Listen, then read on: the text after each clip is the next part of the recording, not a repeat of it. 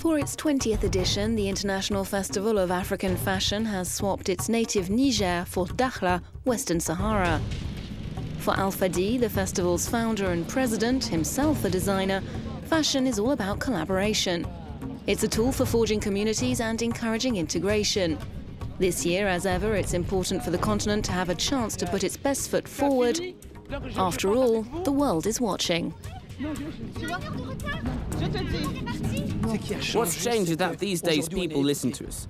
They're starting to like what we're doing. There are politicians, celebrities like the King of Morocco, for example, and other African presidents who are starting to really understand the value of art and culture.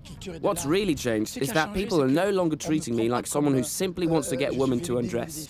I'm hearing less from Islamists who say they want to kill me every time I put on this sort of event.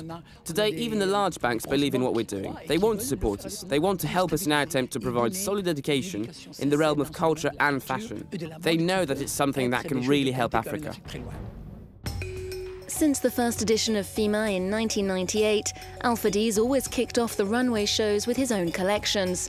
His work's an homage to the knowledge of the Tuaregs, the Songhai and the Maasai, cultural and ethnic groups whose clothing has more in common with the expertise of Parisian couture than ready-to-wear. Among the guest designers, Salima Abdelwahab. She's based in Niger, and it's her first time in Dakhla. Her collection's a celebration of the city. The collection is the story of how in Africa everything can be linked to pacifist warriors. I'm extremely optimistic. I want to really emphasize the world's extraordinary range of ethnicities. I want to weave the world's different cultures together. That's what I'm interested in, how things mix together. My aim is for us all to be as tolerant as possible. A handful of African First Ladies in the front row, but also a number of international figures, fully aware of the continent's extraordinary influence on the rest of the world. We've always been influenced by the fabrics in Africa and the way that African hairstyles influence people. And I think the designers have always taken from the streets and from the kids and watched what the kids are doing, and then they put it on the runway. Because it's what the kids are doing that people are going to buy. And that's what these kids are doing. Gabon is among the 20 or so African countries represented in Dakhla. Daniela Ovono was a model before she launched her ready-to-wear label. The idea was to combine a modern aesthetic while keeping that ethnic feel. It's a menswear collection, but it could be worn by women. I wear my own clothes. Even if it's officially menswear, I've tried to bring something else too. There's some embroidery on the side there, and also on the side you'll find wrap skirt fabric and wax prints. It's all about crossing borders. African borders, modern borders, European borders. It's all about bringing people together. It's all about finding that sweet spot between tradition and modernity. The two designers behind Dakar-based label Bulldog went to art school as opposed to fashion school and shunned traditional kora music in favor of Senegalese rap. Our style is, well, let's say it's contemporary African. That's what we're trying to get across with our aesthetic choices. Today, all across Africa, people are wearing jeans, boots, just like anywhere else. We've tried to rework the traditional African boubou and transpose it into a modern context. There's a more modern approach to tailoring. We've made it all a bit more punk. They dress the fashion set in Dakar, but also the African diaspora in the US, and their dreams to export their clothes more widely around the world.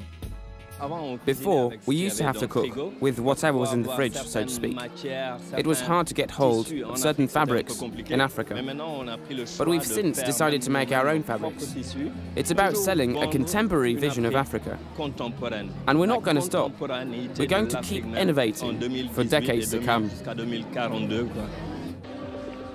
One of the most audacious stylists in Dakhla is a man named Hamza Gelmous, a graduate of the prestigious Casa Moda Academy in Casablanca. He was just an intern in haute couture houses in Paris when he began a long series of artistic collaborations. This collection is inspired by someone very close to my heart, Kurt Cobain.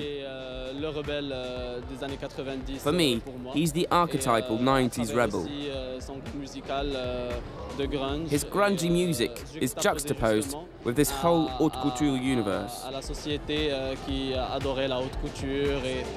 You can see the pearl work I've used for this collection. But there are limits. This look was inspired by a now famous photo of Cobain's girlfriend Courtney Love in suspenders. That wasn't going to go down too well in Dakhla. Backstage, seconds before the model's meant to step out, the director puts her foot down.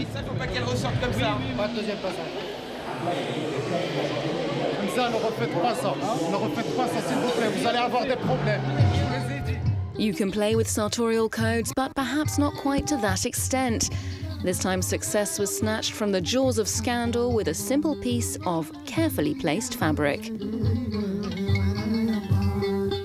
As the world gathers for the COP24 climate conference, join us on France 24 for a series of reports from across France. From rising sea levels to melting glaciers to the world-famous wine industry, we'll be looking at the impact that global warming is already having on the ground. Find our exclusive series of reports on France 24 and France24.com.